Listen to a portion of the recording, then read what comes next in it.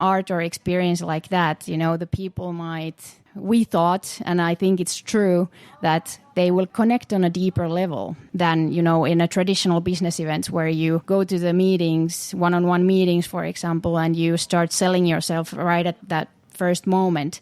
And that's not really, something how you do deep connections with potential customers or tech developers or partners or so forth. All right. So establishing connections. Yes. Actually, I guess that's a good time to ask, what are you shifting here? What does the name come from?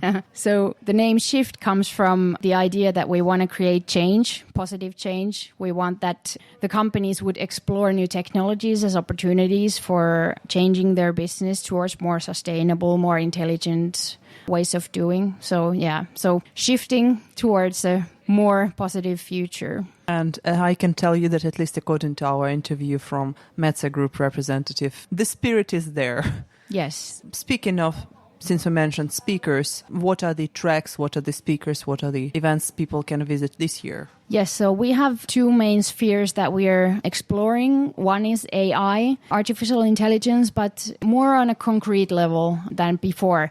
I think last year our main speaker was a true visionary, Nick Boostrom, who talked about, what's going to happen when singularity reaches us and, the machines are going to be more intelligent than us, which was really a really nice future scenario to think about. But this year we decided to kind of really dive under the surface of the AI hype and go to the concrete level and what actually is possible right now. How can the companies use AI? How can they deploy AI? Really concrete processes, for example, in our workshops that you can attend to learn how to do that. Oh, yes. And the other subject that we are diving or talking about is circular economy. At this point, it's good to remind our listeners that we're actually recording on the spot of Shift Festival. So if there is some event where Tribecast can do an episode for you, send us a message and we're always happy to go where and meet people and so on and so forth. But yeah, circular economy. Yes, so circular economy is the other main sphere this year. And we chose circular economy in an industry level because we wanted to talk about or have more impact. And if I remember the numbers correctly, about 90% of emissions come from the industries and only 10% from households. So if we talk about circular economy, we chose industry because we just want to get more to the impact side. But of course, we also want everyone to recycle at home as well. Right.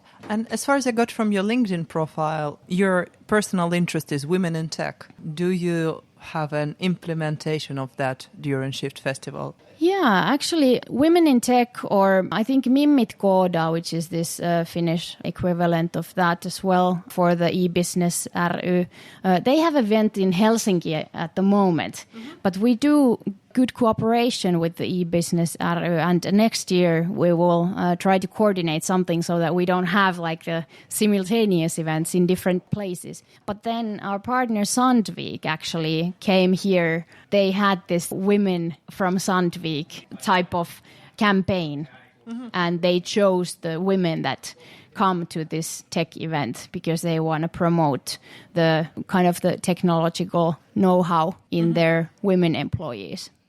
Yeah. And as for myself, I studied marketing in a business university, but since then I did the ITP, Information Technology program at Aalto University a couple of years back. And I'm very interested in technology myself as well. So studied some coding in my free time and that's also very interesting. Recommended. Okay, that's quite a diverse and vast background. Right. So since you're so many years, besides changing of the venue, anything which is specific for Shift of this year compared to previous ones? Well, I think that what is specific for this year is that we didn't grow in numbers, but we did grow to, well, we can also go and talk to some of the other people that attend here, but I feel that we have grown in quality. Mm-hmm.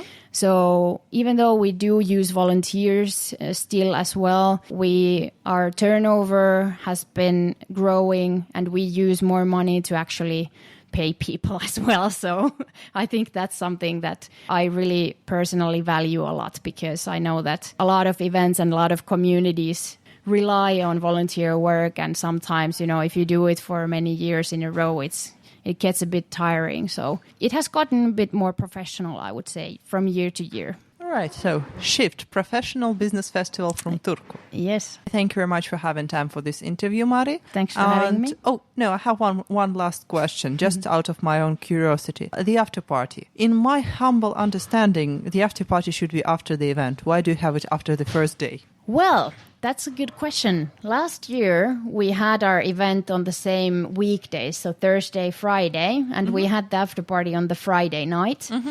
But it turns out that, and I think it has to do with also the fact that we are not only a startup event. So we have maybe a little bit older people that come to Shift. But a lot of people missed the after party last year because they had to go home to their families and so.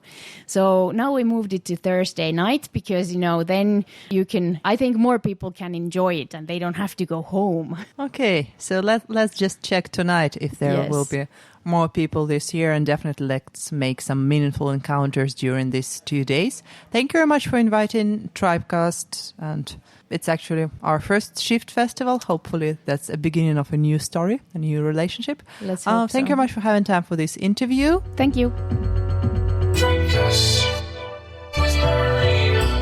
Now we have Stephan from Handelsbanken. So, hello, Stephan. Hello. Let's probably start from the very, very beginning. Can you tell our listeners a few things about yourself before we continue to festival and Handelsbanken and whatever else? Absolutely. Yes. Thanks for having me here. My name is Stephan Erne. I'm originally from Germany. I've been working in the telecoms industry for the last 20 years, starting at Deutsche Telekom and then moving over to the IT side there within Deutsche Telekom to T-Systems. And then the last 10 years at Ericsson in Sweden, on a very global role, being around all over the world, discussing what this digital transformation means for different companies, different industries. And now for the last 2 years, I've been with Handelsbanken as Chief Digital Officer.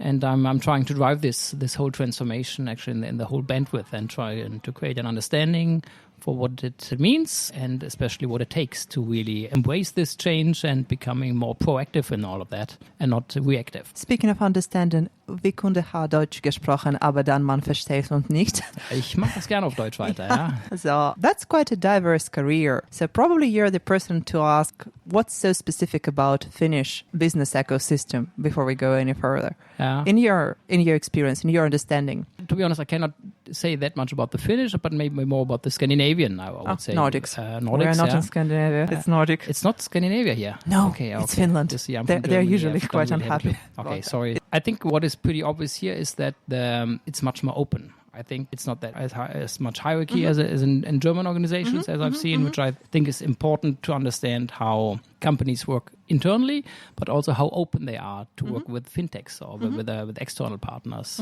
And this openness and this maybe also this it's a little bit closer. A lot of people know each other. It's easier to meet people again on conferences, for example. I think this creates a totally different vibe of creativity, innovation, which is driven by the companies itself, but especially also, of course, by small companies like startups. All those creative startups, how much cooperation between them and Handelsbanken is happening? We are talking to lots of startups on a daily basis. I guess they're asking for money. No, and that's interesting because most of them are not asking for money. Because as I see it, money at the moment is not the problem for the companies to get investments because there are so many investors.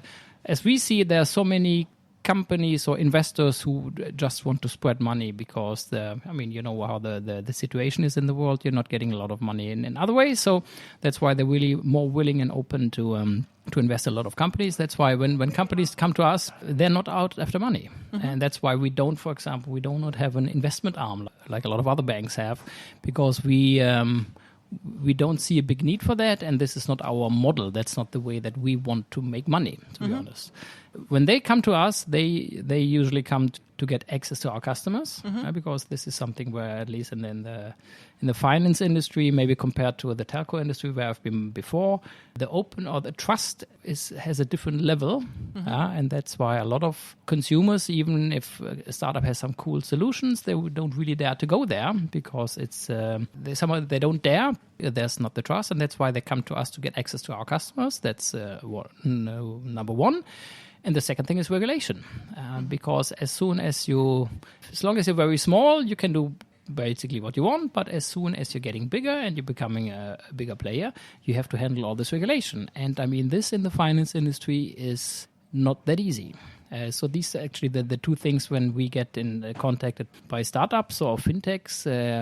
This is what they're after when they contact us. Okay, now I have so many questions. So first of all, I recently talked with somebody and I heard this phrase that there is kind of a belief that if a startup comes from the Nordics, it's already a bit higher quality than other part of Europe. Would you agree with that?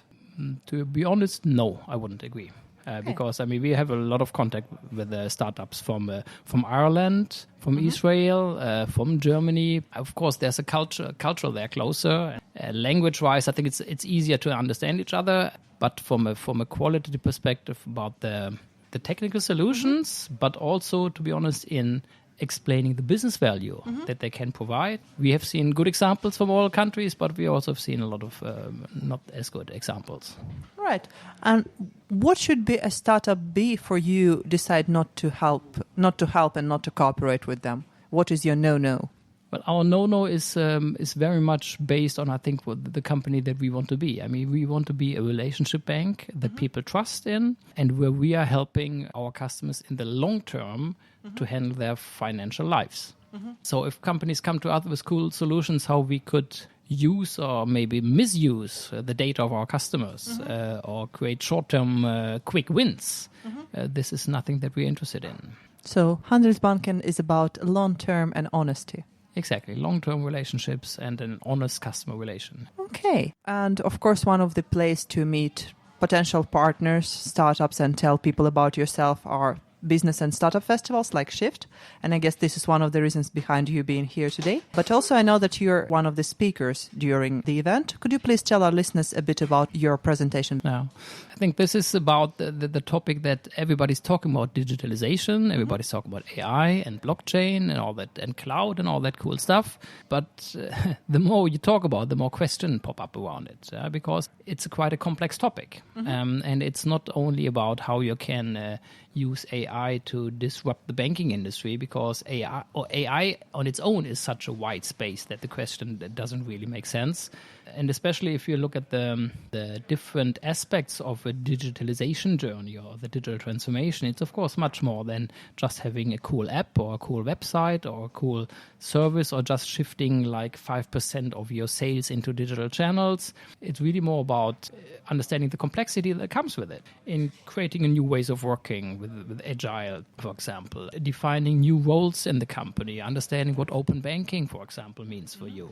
Both from a technological perspective, from a customer interaction, from a partnership interaction, how to work with fintechs, all the way to what kind of new business models are possible with the data that the banks already have, that the banks or that you as a company can collect via open and regulated APIs like PSD2 or via open APIs where you can get the weather data for the last 10 years. What can you do with it? So I think if you understand the bandwidth of this digital transformation, digital in this context means, of course, that technology is the driver behind it, but the real business value very often is not created only by the digital technology. It's created the right setup, by the right customer interaction, by changing processes. So I think this is what I'm trying to explain a little. How do we see this whole complexity, and what is the way that Handelsbanken is embracing it? So Handelsbanken doesn't see fintech startups as rivals. Yeah, and this is, I mean, of course, there's this cool, popular term, frenemies. Yeah, I mean, they're friends and enemies. And of course, some startups are giving us a hard time. Others really want to cooperate with us. So it's, let's put it like this, we see a bigger potential in working with startups than we see a threat that they will take away our business totally. Mm-hmm. Do you actually think they can? Take away business? Yeah. Because, I have a translation background, and I can say it on the record, I don't believe that Google Translate or whatever translation software will be good enough to completely, fully substitute human. Yeah. Because, of course, there are technical texts, which are terms, and some more terms, and then some prepositions. Yeah. But then there is poetry, there are newspaper articles, all kind of this stuff, which